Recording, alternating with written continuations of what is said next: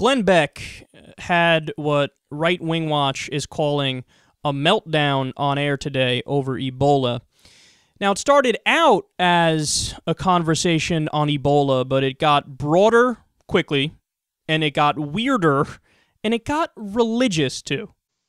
E pluribus unum, we are about to become one again. Through our ramifications, he will humble us. And these people in Washington are so arrogant. I haven't seen any humility. I haven't seen anyone in Washington say, hey, you know what? I was wrong about ISIS. You know what? I was wrong about Benghazi. You know what? I was wrong about the caliphate. Oh, you know what? It seems I was wrong about the economy. Oh, I was wrong about health care. Oh, I seem to have been wrong. Maybe I will humble myself now and fall to my knees and say, Lord, everything I seem to be doing seems to be wrong. Where do you want me to go?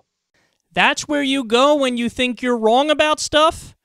I've been so wrong for so long, I can't understand it. I better get on my knees and talk to my imaginary friend. Geez, I'm so off on this issue. What does the Tooth Fairy think? Has the Easter Bunny weighed in on this yet? I'm curious. What do the jungle gods of the Amazon rainforest think about my position on abortion? No, but that would make you more wrong.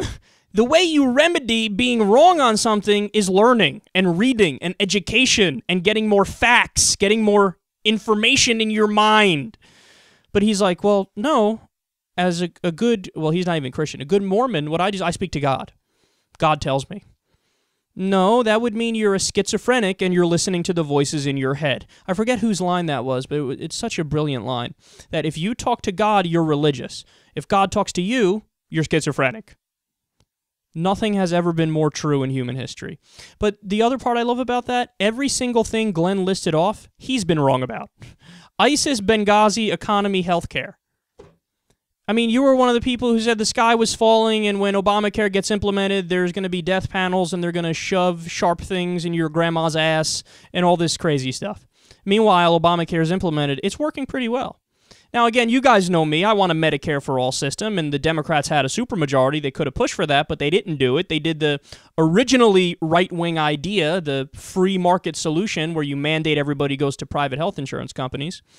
But it has worked out pretty well compared to the alternative. See, what we had before was just the laughing stock of the world. I mean, our health care system was beyond pathetic. Okay, 45,000 people dying every year because they didn't have access to basic care. That's the U.S. So anything was a step in the right direction, and Obamacare was a step in the right direction. And he's acting like, why don't the Democrats admit that? Why don't these politicians admit that?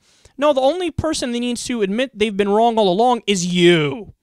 I mean, we did a story where I remember Glenn Beck went on this arrogant tirade about how nobody's been more right about everything than me. All my predictions have come true time and time again. And then I played a compilation, a mashup of him going on for like 3.5 minutes where he just says wrong thing after wrong thing after wrong thing after wrong thing. And he never answers for it. That's the thing about the right-wing commentators. They never have to answer for being dead wrong time and time again. There were people who predicted not only a Romney victory, a Romney landslide victory. Why are you not fired? Why are you not hiding under a rock? Rush Limbaugh said Romney by a landslide. Okay, George Will, Romney by a landslide. What's his face on CNBC? Larry Kudlow, Romney by a landslide. You guys should all be embarrassed. Every poll, out of the 27, 29 or whatever it is polling companies, only one had Romney leading by a little bit. Every other one said Obama by a fairly significant amount. And they said, I'm with the one poll. They just don't believe in facts. They don't believe in facts. And they never have to answer for it because their audience are morons. I mean, they are. Why would you keep listening to a person who's been empirically proven to be incorrect about almost everything they say? Okay, I mean, there are people saying now that Obama's going to get a third term.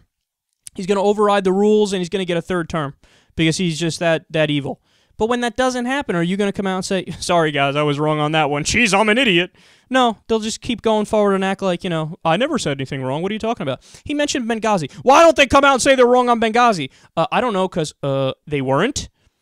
How about the report that came out from investigative journalists on the ground where they said not only were the Democrats right on Benghazi, everything Obama said in the aftermath turned out to be true. That the protests were actually about that goofy YouTube video. Okay? Don't take my word for it. This is the investigative report on the ground when they had people make connections and look into it for months on end. So, but they never came out and said we've been wrong about it. The economy, too. Yeah, Obama's terrible with the economy, worse than Bush, except Bush's unemployment rate was 10%. Obama's is 5.9%. How does that make sense? That's right, it doesn't make sense. There are problems with the economy today, but it's not as bad as it was during the crash and the beginning of the Great Recession. But Glenn Beck, being classic Glenn Beck, everybody else is wrong about everything. Yeah, that's what it is. I've been right about everything. But when you're wrong, get down and pray, because that'll totally get you more knowledge to talk to something that doesn't exist.